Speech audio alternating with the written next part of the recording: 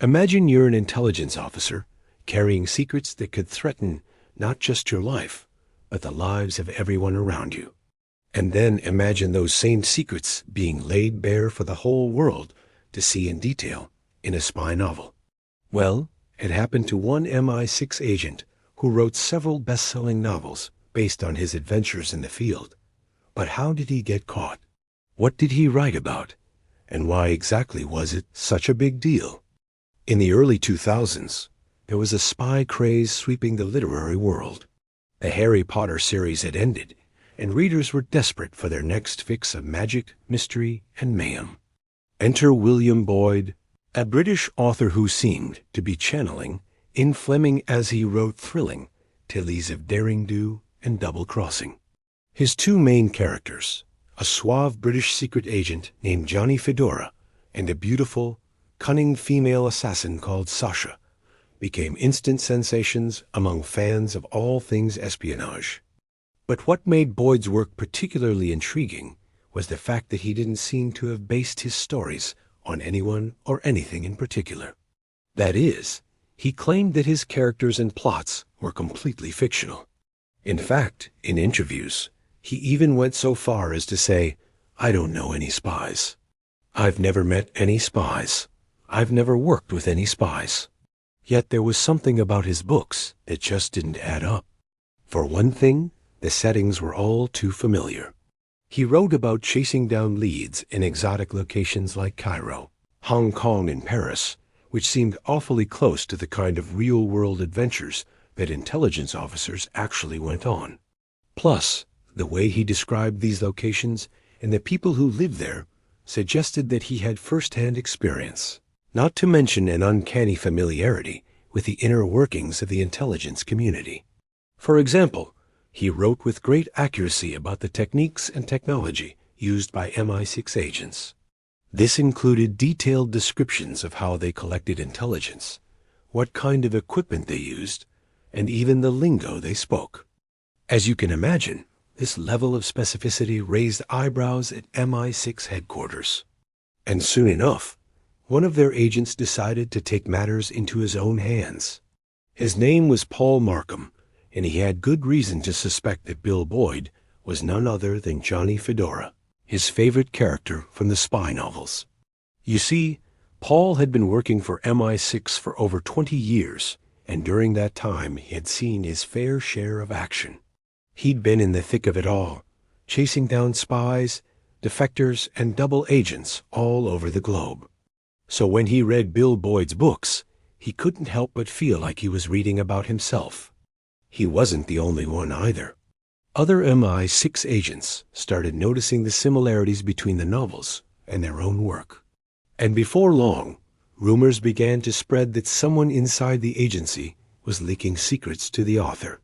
Of course, Paul wanted to get to the bottom of this. Not only was he curious about whether or not his colleague was a traitor, but he also felt a sense of responsibility to protect his agency. After all, if word got out that MI6 was compromised, it could have serious consequences for national security. So he started doing some digging. At first, it was just casual conversation here and there. He'd ask a contact if they'd heard anything about the investigation, or try to piece together the puzzle by talking to people who knew more about it than he did. But as time went on, he realized that he needed to take a more direct approach. He couldn't just rely on rumors and innuendos. He had to have hard evidence. To that end, he started visiting the places mentioned in the books, and it didn't take him long to find something interesting. In one of the novels, Johnny Fedora visits a safe house in Paris that just so happens to be the exact same place where a real MI6 agent once stayed while working on a case. Paul couldn't believe his luck. It was almost as if Bill Boyd had given away the location of a real-life safe house.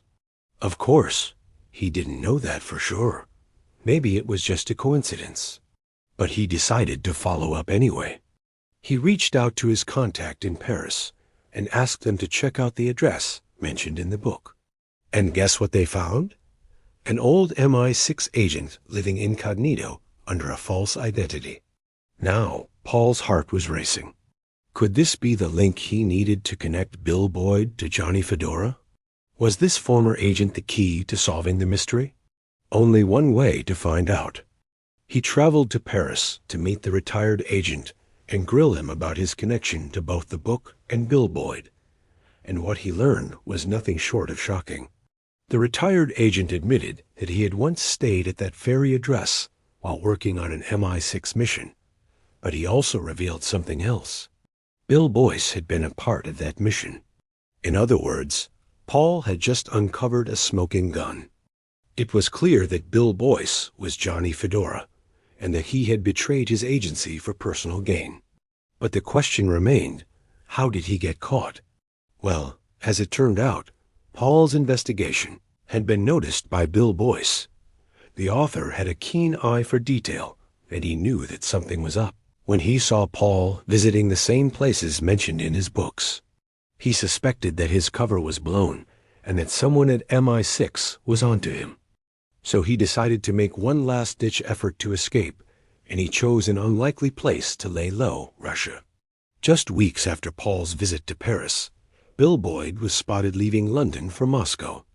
There, he believed that he could disappear and live out the rest of his days in relative obscurity. But MI6 wasn't about to let him get away with it. They put out an APB and a manhunt began. It wasn't easy. Boyd had chosen a country that was notoriously difficult to track someone down in. But MI6 was determined to bring him back to justice. And they had a secret weapon, Paul Markham. You see, Paul had spent many years cultivating relationships with people in the intelligence community in Russia. And now he was able to use that network to track down Bill Boyd. After a tense standoff that lasted several months, Paul finally cornered the author in a small village outside of Moscow. The operation was fraught with danger.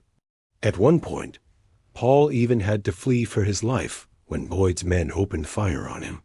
But in the end, he came out on top. With Bill Boyd in custody, MI6 wasted no time in grilling him about his betrayal. They wanted to know everything. How did he get started writing the books? Why did he choose to betray his country? And what kind of information had he shared? Of course, Boyd wasn't talking at first. He tried to plead the fifth and refused to cooperate. But MI6 had a way of making him talk. They threatened to revoke his citizenship and charge him with treason, which meant that he would never see his family or enjoy the fruits of his literary success ever again.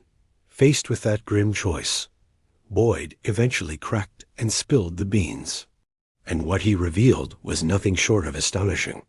He had written the books as a way of testing MI6's security protocols. He wanted to see if they would catch on to his thinly veiled references to real-life operations and agents.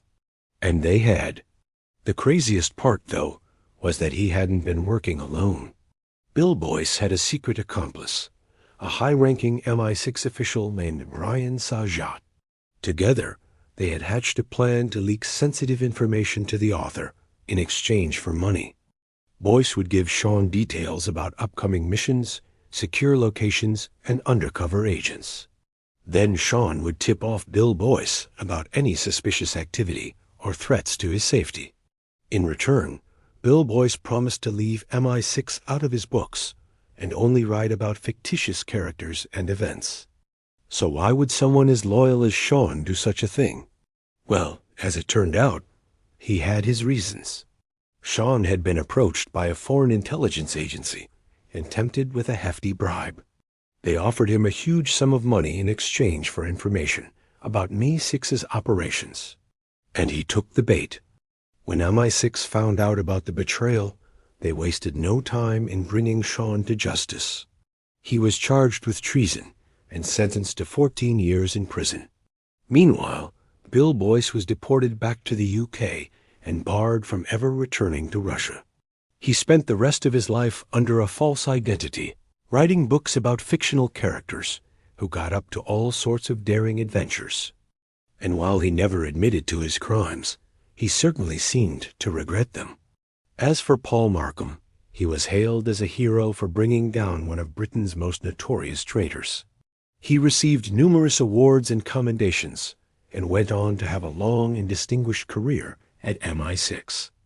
Now it's time for you to play detective. We've given you all the clues. Now it's up to you to solve the mystery. Who was Bill Boyd? What did he write about? And why exactly was it such a big deal? Comment below with your answers and see how well you did.